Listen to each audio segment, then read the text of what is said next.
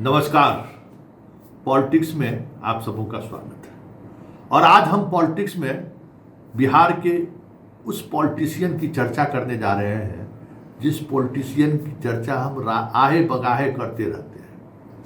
कभी प्रोफेसर बनने पर, कभी फेडरलिज्म पर मौका भी देते रहते हैं। ये मीडिया वाले को मसाला देते रहते हैं। कल इसी तरीके से मसाला मिल गया भाई। जो सूची राजभवन गया था उस सूची में इनका नाम ही नहीं था। अफरा तफरी का माहौल था, बेचैनी थी।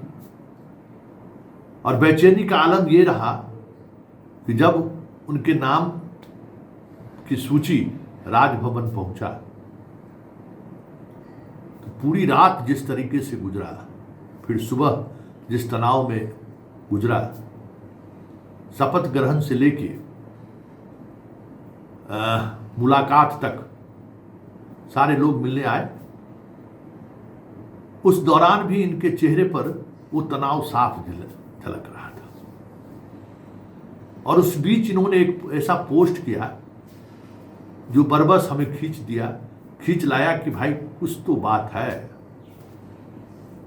कि संजय झा, राष्ट्रीय कार्यकारी अध्यक्ष संजय झा को लेकर इन्होंने जो पोस्ट किया है, गए थे मखाना चादर और टोपी लेके, इनके सानिध्य में, अब आप समझ सकते हैं इनके सानिध्य में कैसे चीजें बदलती हैं। जिस संजय झा को इस आदमी ने कभी नेता नहीं माना, जिस ललन सिंह को सार्वजनिक तौर पे अपमानित करने की कोशिश किया मीडिया के सामने, वो भूलने वाली बात है।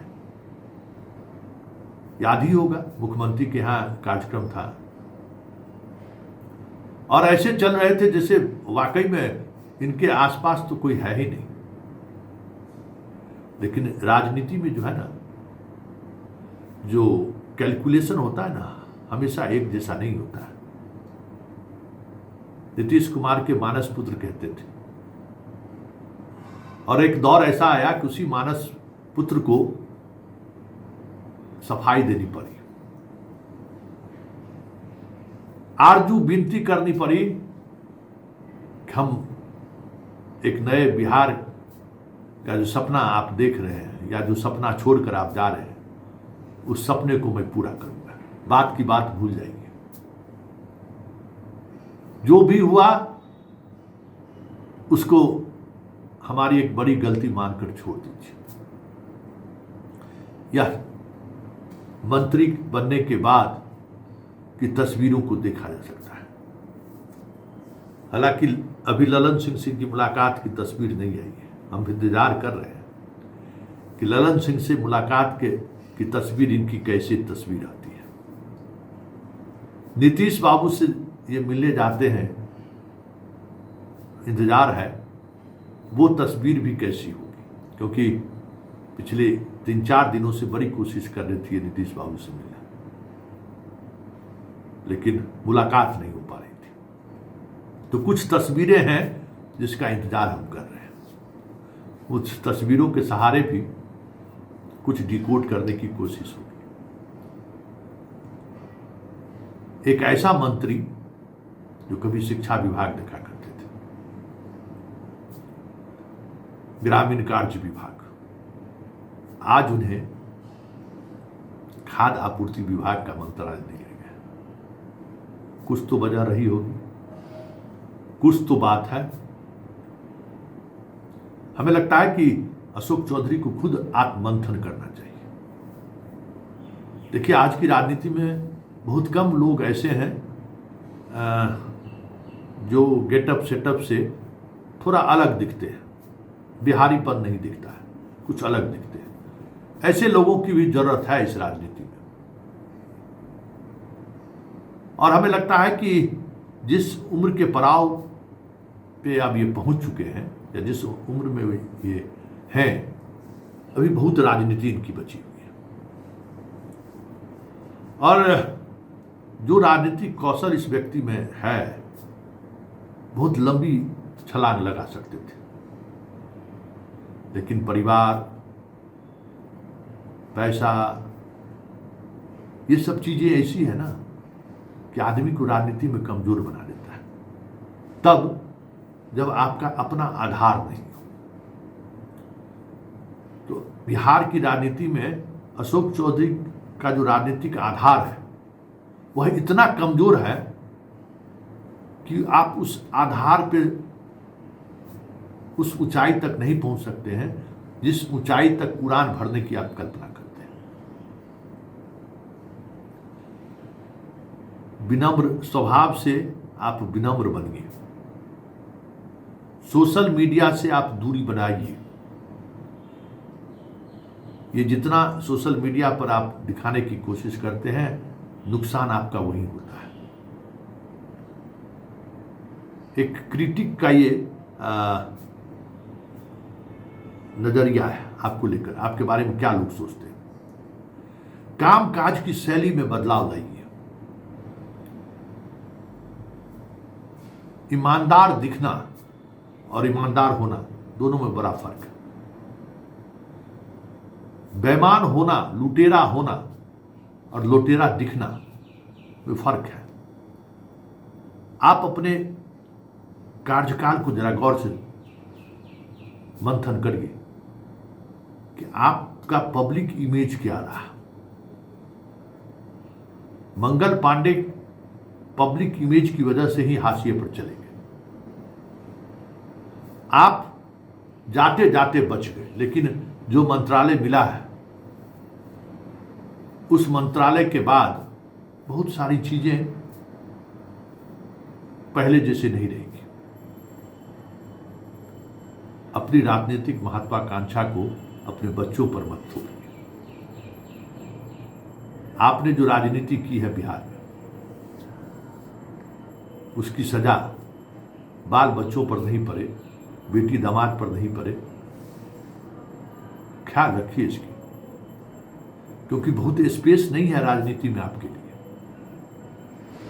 और आप जिस तरीके से व्यवहार करते हैं, जिस तरीके से दिखाने की कोशिश करते हैं, बेवजह आपके लोग दुश्मन बनते जा रहे हैं। आपके दुश्मनों की लंबी फहरिस्त बनती चली जा रही है। ये पटना आपको तब से देख रहा है जब आपकी पत्नी स्कूल में पढ़ाने जाती थी और आप एक कांग्रेस के कार्यकर्ता के रूप में संघर्ष कर रहे थे। ये पटना वो दौर दिखा है ना। और उस पटना में आप आज ये दिखाने की कोशिश करते हैं कि हम तो, मेरा जोरा ही नहीं, हम तो अपने मिजाज में सियासत करते हैं, हम अपने मिजाज में चीजों को देखते हैं। तो प्रोफेसर बनना आपको लगता नहीं है कि आपके गले के लिए, पॉलिटिकल गले के लिए फांस बनता जा रहा है, बन गया। आप इस बीच जिस तरीके से चीजों को आप ले रहे थे, जिस तरीके की दिखाने की कोशिश कर रहे थे, वो सारी चीजें आपको नुकसान पहुंचा दिया।